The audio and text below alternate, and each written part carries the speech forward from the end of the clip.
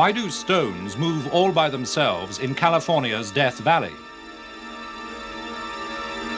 Can frogs and toads really live for centuries entombed in solid rock? Do the mountains of Mongolia still harbor Neanderthal man? Did he die out 40,000 years ago, or does this ice block contain a survivor? This man helped build the world's first atom bomb. Has he also found the key to the age-old puzzle of ball lightning? The journey from the great rock of Sigiriya in Sri Lanka has taken us all around our Earth and beyond. To Stonehenge in England and the midsummer sunrise. To Atacama in Chile and its unknown giant. To Ireland and midwinter's dawn at the oldest building on Earth. These have been the wonders of the mysterious world. In the snows of the Himalayas, we have followed the tracks of its elusive inhabitants.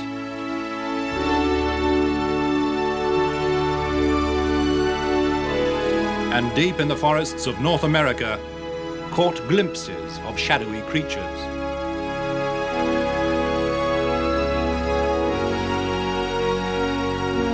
In Costa Rica, the giant stone balls remain a mystery.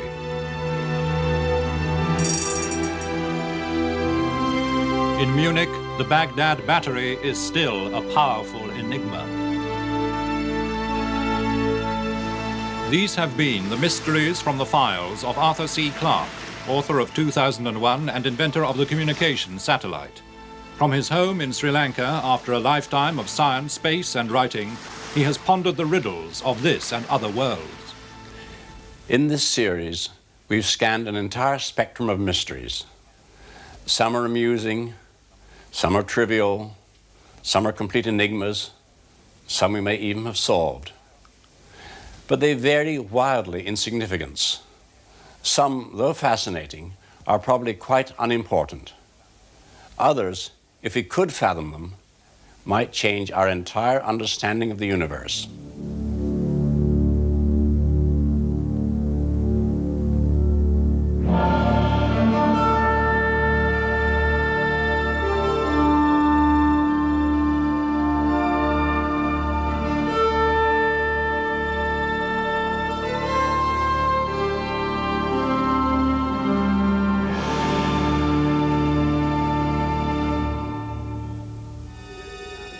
Dawn over Death Valley reveals an earthbound moonscape amongst the most hostile territory in all America.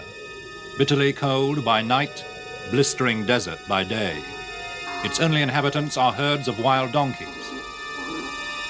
Yet here, strange tracks keep appearing on the baked surface, left by huge boulders, stones which seem to move under their own power, curving and looping for hundreds of yards and even for miles.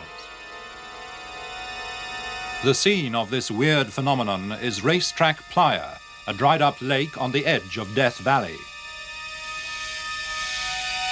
Geologist Dwight Carey, with his new bride, has made the 7-hour journey here from Los Angeles.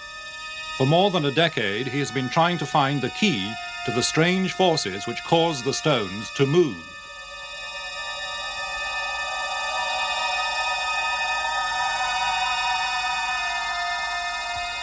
I think we can conclusively say that there is no doubt that the stones do move, that the stones move distances in one movement apparently upwards of 200 and 300 feet. We're talking about stones from the size maybe of your little finger on up to large stones of 600 or 700 pounds. No one has ever seen a stone move, but Carey quickly ruled out hoaxers. They couldn't have moved quarter-ton rocks for hundreds of yards without leaving telltale traces. He also discounted theories that Racetrack Playa was affected by mysterious vibrations or magnetic effects. As each new and serpentine track appeared, it was painstakingly plotted.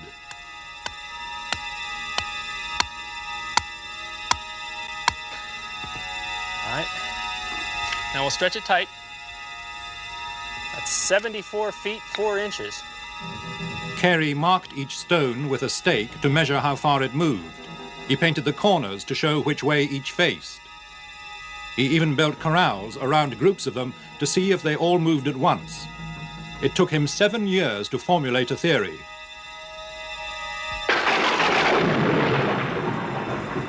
He thought that perhaps once every 2 or 3 years, rain and wind joined forces to produce precisely the right conditions.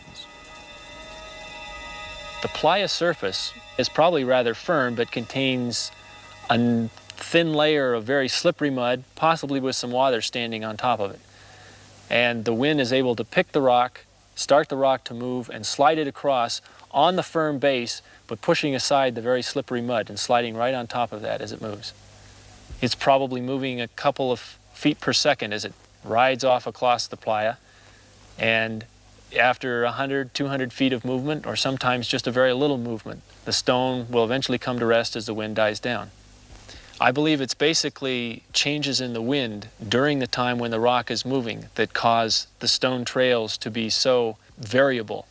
The wind not only being funneled through this area, but the cliffs that protrude out sometimes give a whirlwind type effect, so that the wind is actually whipping around in different directions.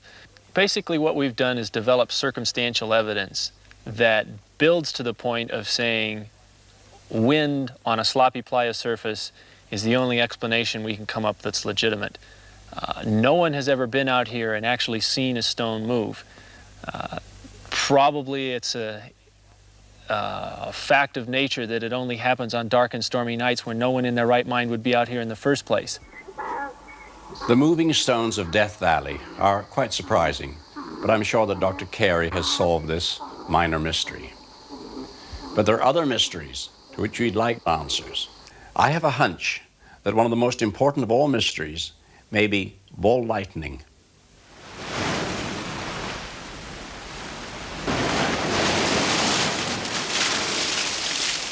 The definitive sighting of ball lightning was the one at Clarke in Scotland in 1966.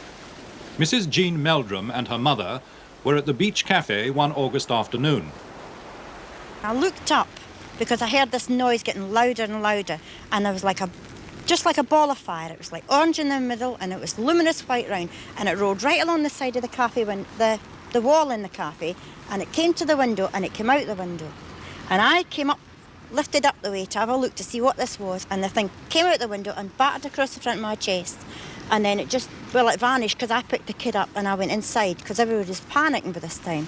But I was sore for days after it, and just there was nothing else to see after it had gone, but it was just like a big ball of fire.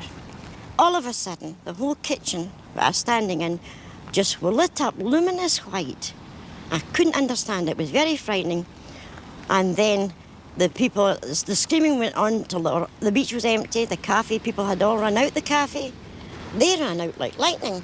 And the beach attendant, who had a wooden leg, he usually sat on the table just next to the counter. And you never saw anybody move so quick in all your life. He was gone with the rest.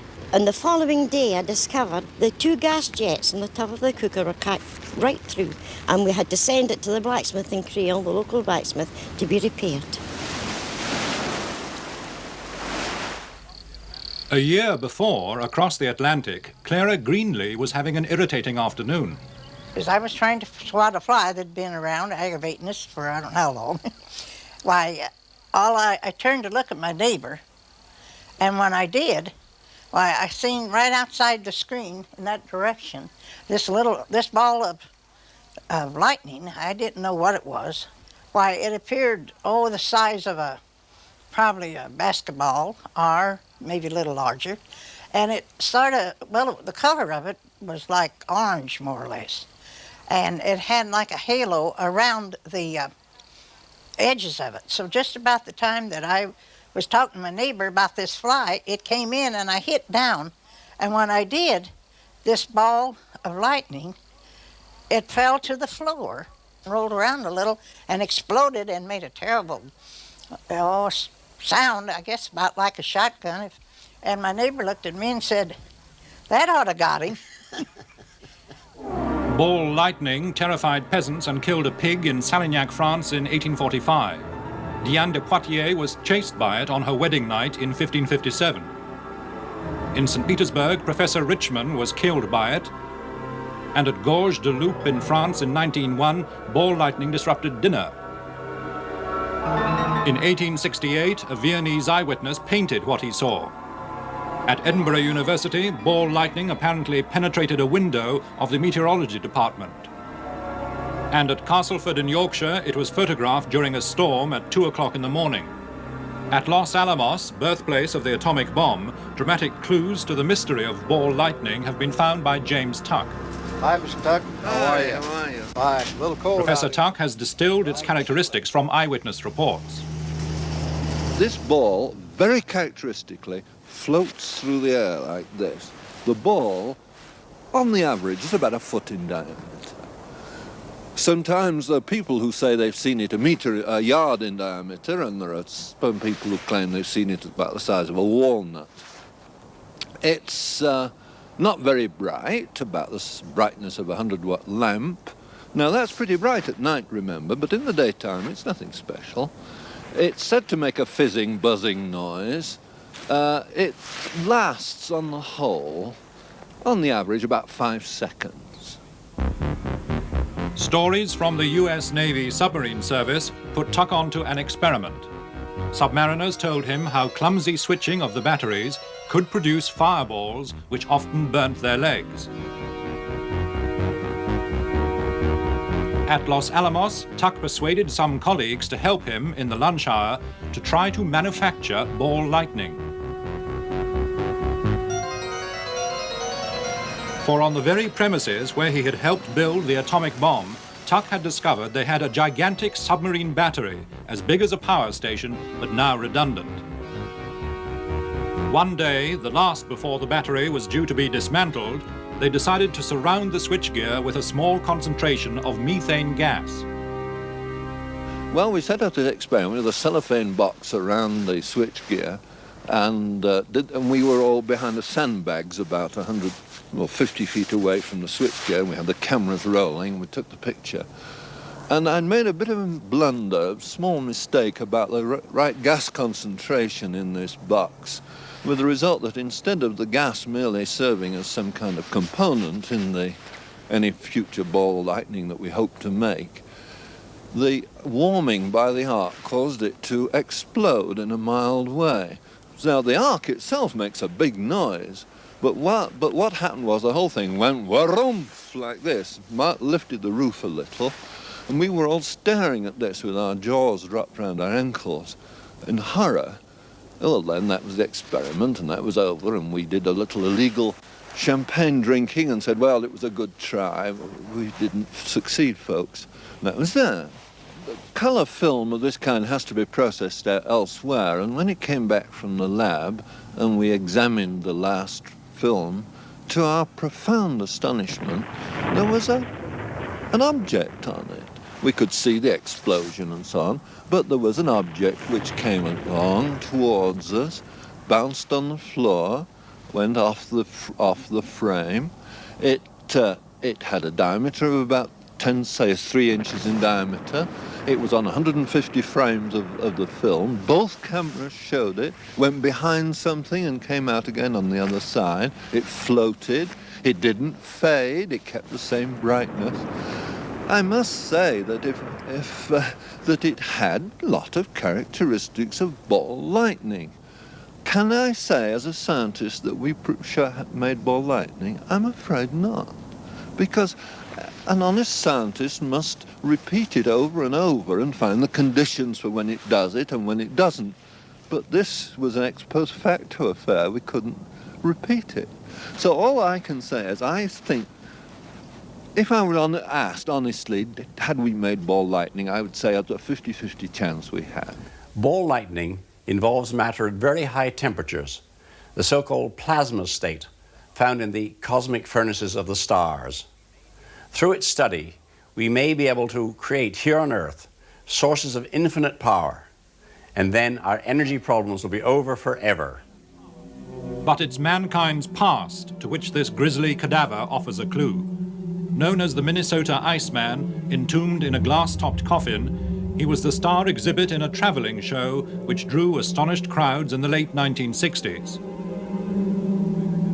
The keeper of the corpse, Frank Hansen, claimed it had been found locked in an ice floe off Siberia in the Sea of Okhotsk. For the show, the ice was painstakingly pared down over the body.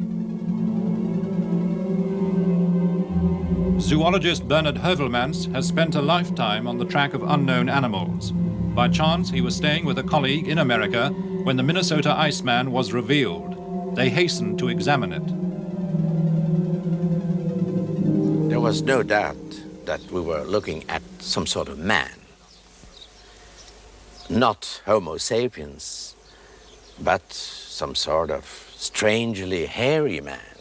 We were struck by many things, the enormous hands and the enormous feet, and also, more especially, the features of the face, because it was absolutely unlike any man on earth.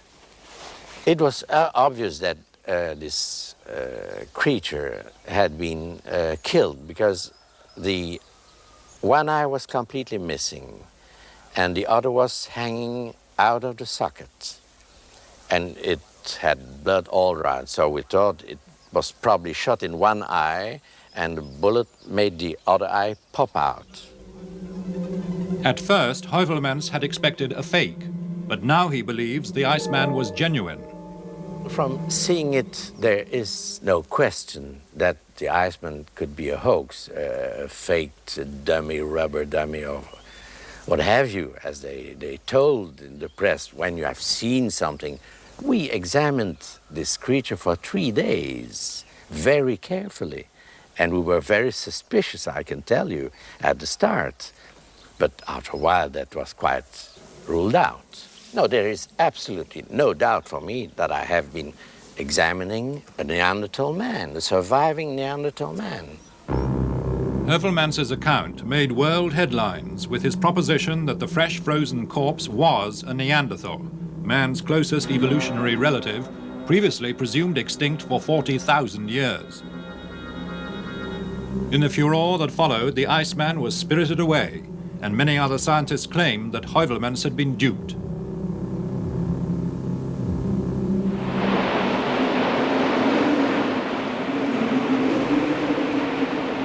Yet perhaps his idea that Neanderthal man may still be living is not utterly outrageous. In 1941, this man, Viktor Juszczyk, a Polish exile who now lives in Blackpool, was on the run from a Russian prison camp. As he wandered across Mongolia, he came face to face with a wild man. For a moment I was terrified and at the same time excited. He was very broad. He's got no hair on his face. He's got wide mouth. He's a Mongolian and Eskimo type. Very broad, white teeth. His look is, you never see anything look like that. This is Stone Age man. This wild man was reportedly shot by Russian soldiers that same year. A Red Army colonel, V.S. Karapetyan, said its shape was human, but its eyes were dull like an animal's. One of the foremost authorities on Neanderthal man is Dr. Myra Shackley of the University of Leicester in England. In 1979, she went on an expedition to the Gobi Desert, where she thinks that Neanderthal men may still be found. If so, this would be a stunning discovery and would open a whole new chapter on human evolution. Dr. Shackley gathered her evidence in Mongolia's Altai Mountains, where the creatures are known as almas. I got a picture of almost unanimous agreement that strange, wild people were living in the high mountain areas. The Mongols say that they're human in appearance, but that their speech isn't the same as the Mongol speech. There's been no attempt at direct communication, although they trade by putting a parcel of skins on the ground, then retreating, and then coming back later to collect what's been left in exchange. There's a recent report of a Russian doctor who, in treating some of the Mongols in a very remote area, met an Alma family. So there seems to be no doubt that the creatures are there. They seem to be rather short, stocky, and to be very shy. And it's also mentioned in many stories that they are rather hairy and have very primitive clothes. In this respect, the description of Neanderthal man fits the Almas really quite well. If he managed to get into the high mountain areas, then there's no reason why there shouldn't be adequate breeding populations of Neanderthal man still surviving. And indeed, this seems more likely than the alternative, which is that a very successful species of man should suddenly become extinct for no apparent reason.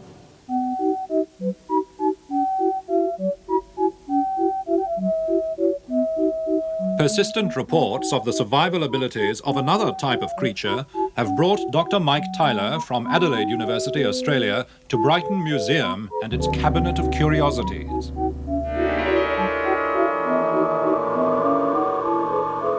Here lies a mermaid, marooned among the grotesque relics of the air and sea.